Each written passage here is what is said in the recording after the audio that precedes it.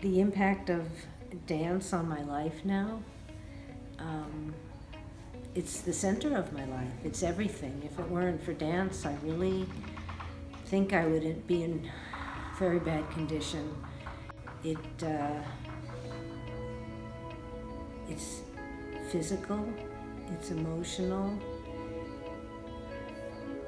it creates relationships, and it's a creative process. It's the greatest blessing to come out of having Parkinson's.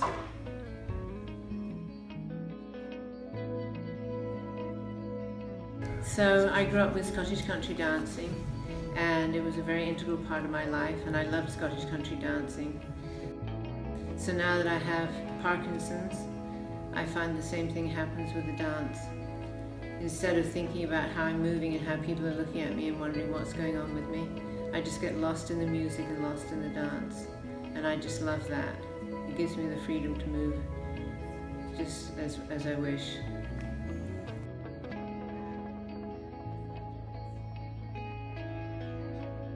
One of the things I hope about is that the people who see us dancing will know that we have courage, that we're determined to work with our Parkinson's.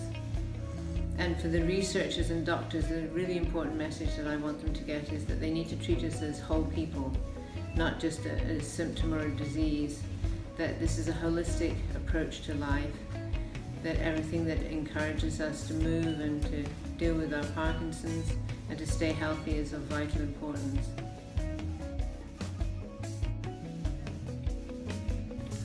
I had forgotten how much I enjoyed dancing, and especially the shows. I really enjoyed the shows. So I think it's had a great deal of impact, and I've tried to almost live for this. And it's helpful because it makes you think. One of the problems I'm having, and part of it is, I think old age is I forget things a lot, and this creative process kind of gives you opportunity to think and move and to not forget things so much. When I just sit down and I was helping my granddaughter with her math homework, and I used to teach math, and I kind of lost it all of a sudden. But when you're doing this dance, you're concentrating on other things, and you're not worried about what you can't remember. You're just in the moment, I guess. Well, this dance has really pushed me beyond my comfort zone, so that's one of the things. It's like working with Claudine and the rest of the dancers. It's sort of, okay, Michelle, you can do this. You can try and give it your best and see what can happen. So that's really encouraged me to go beyond my comfort zone, and Parkinson's really pushes you to go beyond your comfort zone the whole time, because it's really a challenge not only on a daily basis, on a moment-by-moment basis. And the dancing that we do is creative, and it changes constantly. The minute you think you've got it worked out, it gets changed, and it takes you by surprise. So you just go with the flow and just be creative and trust in your body and trust in the work and trust the people who are dancing with you. So I think that's a major life lesson for living with Parkinson's.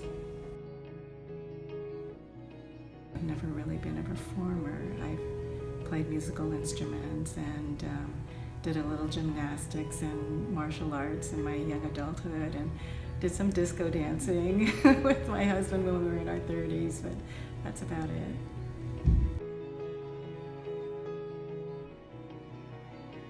This Parkinson's is basically a family disease. And that's one of the reasons I love dNaga, because we're a multi-generational group. We work with the young teens and young adults and create the process together. So it's a multi-generational affair, and that really inspires me, and I hope I inspire the youth that I'm working with too. Being part of dNaga, it's like a strengthening net, a safety net.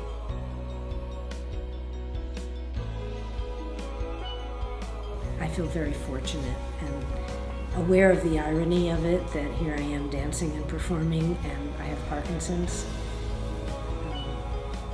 But I'm so appreciative that it's in my life.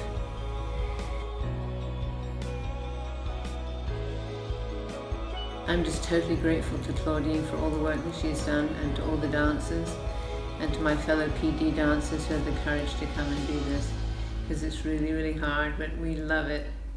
And I know we're going to have a fun time, which is the main goal.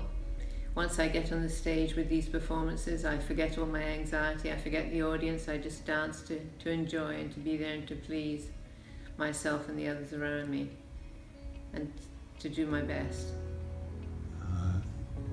The people that are studying PD can give to the people with PD is that physical activity has got to be one of the best things. And it doesn't have to be dance, and it can be, you know, just moving your hands around or doing something active. I think that that's probably the most beneficial activity or therapy for people with Parkinson's.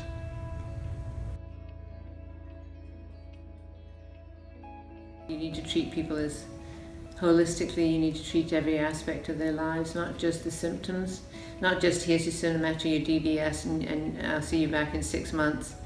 It's encouraging people when they're first diagnosed to get involved in exercise, to get involved in dance, to get involved in yoga, anything that's going to help them cope and stay healthy and promote.